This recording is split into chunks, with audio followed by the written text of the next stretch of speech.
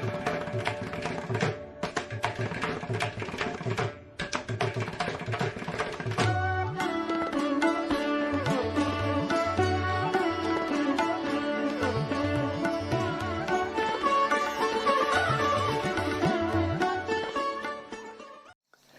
शांति।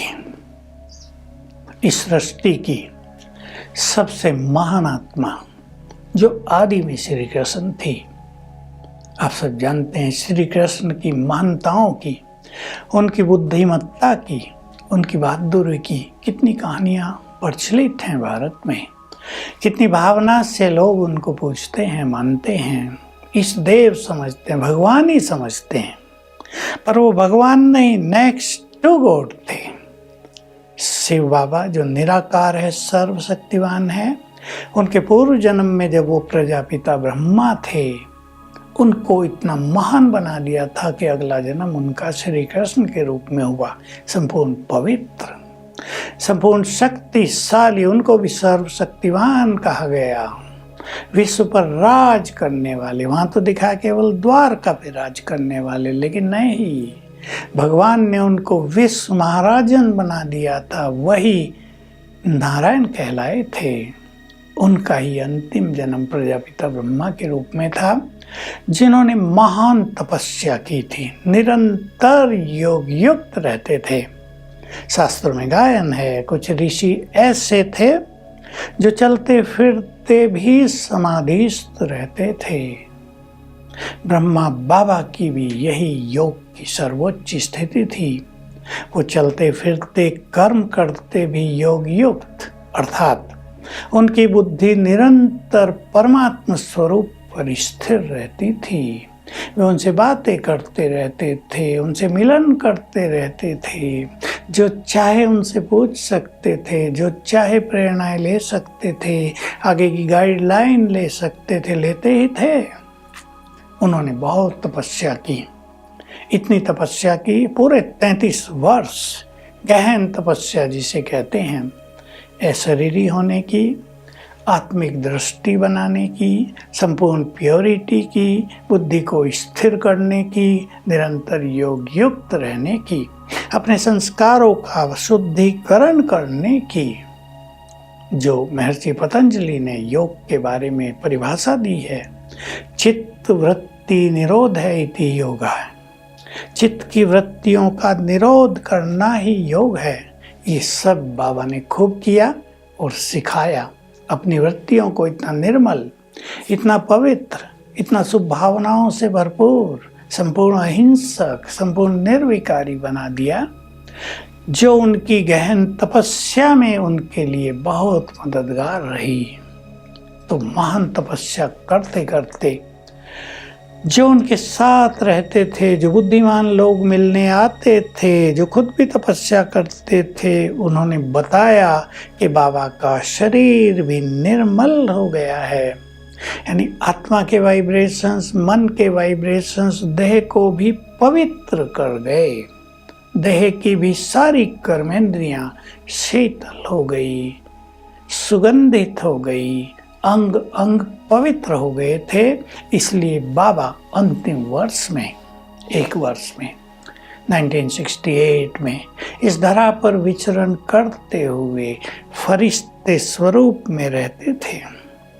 बाबा बोलते भी थे, बाबा इस धरा पर ऐसे रहते हैं जैसे यहाँ नहीं हैं, निरंतर ऊपर अपने परमपिता के पास, उसके सानिध्य में, अर्थात संपूर्ण मुक्त अवस्था में। एक है मुक्ति मिलेगी देह छोड़ने के बाद, वो भी सबको तो नहीं मिलती, जानते हैं सभी, लेकिन यह है मुक्ति जिसको जीवन मुक्ति कहेंगे। यहाँ जीवन में रहते हुए ही यहाँ के बंधनों से, यहाँ के सभी प्रपंचों से, यहाँ की बाधाओं से, यहाँ के आकर्षणों से, आसक्तियों से उपराम। बाबा की ये बहुत सुंदर उपराम स्थिति रही कई वर्ष। इस दुनिया में कोई इंटरेस्ट नहीं, संसार में रहते हुए भी संपूर्ण वैरागी, त्यागी। त्याग पर हम चर्चा करेंगे। तो बाबा ने, जैसे हमने चर्चा की है, 1969 18 जनवरी को शाम को 9 बजे अपने नश्वर देह का त्याग किया। वो चर्चा आप सुन चुके हैं। और अपनी सारी शक्तियां दादी प्रकाश मणि को दे दी और वो चीफ बन गई। उन्होंने उनकी शक्तियों का प्रयोग करते हुए इस महान यज्ञ के कार्य को बहुत ही सफलतापूर्वक संभाला था, बहुत साल तक। अब बाबा के शरीर को हिस्ट्री हॉल में रख दिया गया। उन दिनों जो हॉल था, क्लासरूम था, सभी लोगों को मैसेज दिया गया। लोग फटाफट आए। कुछ लोग तो जो नज़दीक के थे, दिल्ली आदि के, बॉम्बे के आसपास के, अहमदाबाद के, वो तो अगले दिन पहुंच गए। और कुछ लोग अपनी गाड़ियों से, जिनके पास गाड़ियां थी, उन दिनों ज़्यादा तो नहीं होती थी, वो गाड़ियों से पहुंच गए। और तीसरे दिन तो सभी पहुंच गए थे। कलेक्टर से परमिशन ली कि बाबा का संस्कार, अंतिम संस्कार, अग्नि संस्कार हम अपने प्रांगण में ही करना चाहते हैं। हालांकि उन दिनों ऐसा कोई विधान नहीं था। बहुत उनकी रिक्वेस्ट करने के बाद उन्होंने आज्ञा दी कि अच्छा कर लो, फिर शुद्धिकरण आदि करा देना। बाबा का संस्कार तीसरे दिन होना था। सभी लोग पहुंच गए थे, सभी तैयारी कर ली गई। मुख्य भाई बहनें सभी आ गए थे। 1000 भाई बहनें आए थे उन दिनों, क्योंकि सेवाएं अभी बहुत ज़्यादा नहीं थी। 1000 की संख्या बहुत ज़्यादा थी। रहने आदि की व्यवस्था इतनी नहीं होती थी। खान पान तो होता ही नहीं, सब जानते हैं। केवल चाय मिल रही थी लोगों को, थोड़ा बहुत और कुछ मिलता था, नमकीन आदि। भोजन तो बन नहीं रहा था। तीसरे दिन बाबा का अंतिम संस्कार किया गया, जिसकी यादगार में शांति स्तंभ बना हुआ है। वहाँ पहले मिट्टी थी, कच्ची जमीन थी। वहीं पर सब प्रबंध किया गया। चंदन की लकड़ी भी लाई गई और बहुत अच्छी तरह सभी की उपस्थिति में बाबा की चिता को अग्नि दी गई। बाबा के समीप रहने वाली बहुत बहनें, जिन्होंने पूरा जीवन उनके साथ व्यतीत किया था, जिनकी बाबा ने बहुत प्यार से सूक्ष्म और स्थूल पालना की थी, जिन्हें बहुत योग्य बनाया था, स्पीकर बनाया था, सबको ज्ञान देने के लिए ज्ञान से भरपूर किया था, उनका तो निश्चित रूप से बाबा से बहुत प्यार था। लेकिन बाबा की शिक्षाओं के अनुसार कोई आंसू तो बहा ही नहीं सकता था। लेकिन ऐसे प्यारे पिता के जाने पर कष्ट तो होता ही है, थोड़ा बहुत शोक होता है। लेकिन सभी शांत थे। योग अभ्यास चल रहा था निरंतर, रात दिन। अधिकतर भाई बहने 2-2, 4-4 घंटे योग अभ्यास में बैठ रहे थे, क्योंकि बहुत बड़ी संख्या थी। ठंड का समय था, रहने की व्यवस्था इतनी ज़्यादा नहीं थी। इतनों के लिए गर्म पानी भी नहीं होता था। आप सोच सकते हैं कैसी एक आने वालों के लिए थोड़ी परिस्थिति भी थी, उनकी परीक्षा भी थी। लेकिन सभी आए हुए थे, अच्छे अच्छे लोग भी आए हुए थे। हमारे उस समय के डॉक्टर LS माथुर, जो ऑब्जर्वेटरीज के डायरेक्टर जनरल थे, इंडिया के बड़े साइंटिस्ट थे, वो भी आए हुए थे। सबको ऐसे ही रखा गया था। तो जिन बहनों का बाबा से बहुत प्यार था, वो तो बहुत भावुक हो रही थी, वो देख ही नहीं सकती थी, उनको थोड़ा दूर रखा गया, क्योंकि नहीं तो उनके आंसू निकलने संभव थे।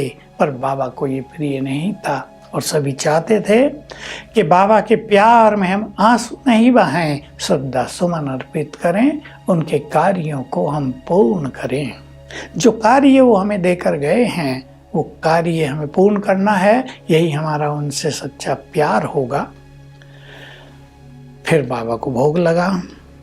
अव्यक्त बाप दादा आए, उन्होंने यज्ञ का आगे का सिस्टम तय किया, तैयार किया, कैसे आगे यज्ञ चलेगा, कैसे बाप दादा तन में आते रहेंगे। गुलजार दादी और संतरी दादी 2 बहनें थी, इनके तन में आते रहेंगे और यज्ञ आगे और अच्छी तरह चलने लगा।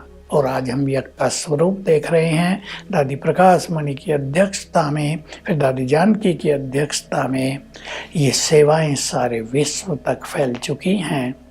ओम शांति।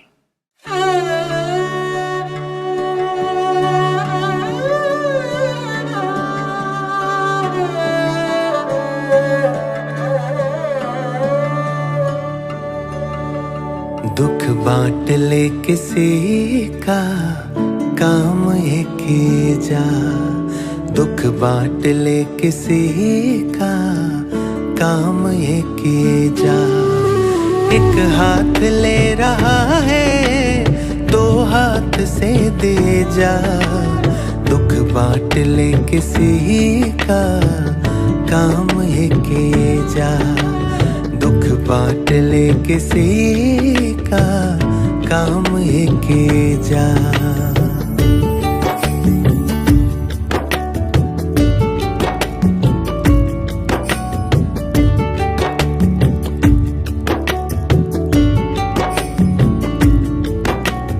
कर्म गति की चाल है ऐसी किया जो वापस आए। धरती में जो बीज है बोया, फसल वही लहराए।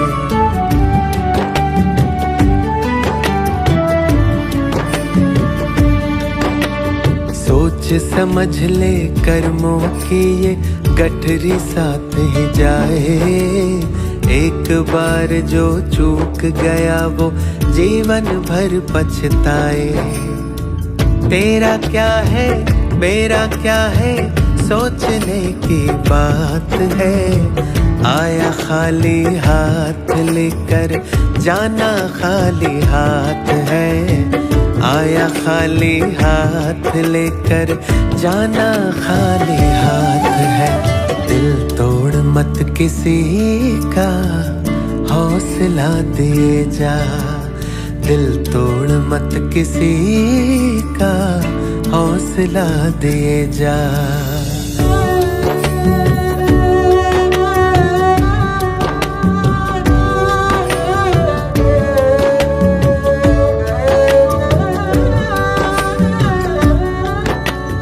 कब रोके हैं अंधियारों ने राह पे चलने वाले। जुगनू से भी हो सकते हैं चारों ओर उजाले।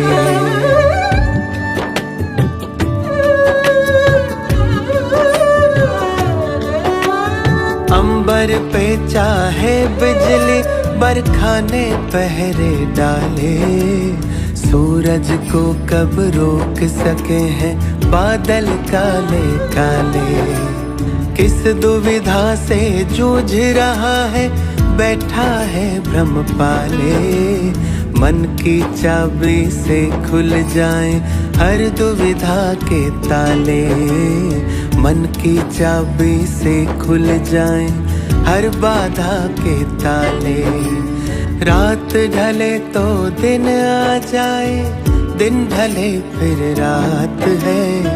तेरे भीतर चमक रहा जो सूरज तेरे साथ है। तेरे भीतर चमक रहा जो सूरज तेरे साथ है।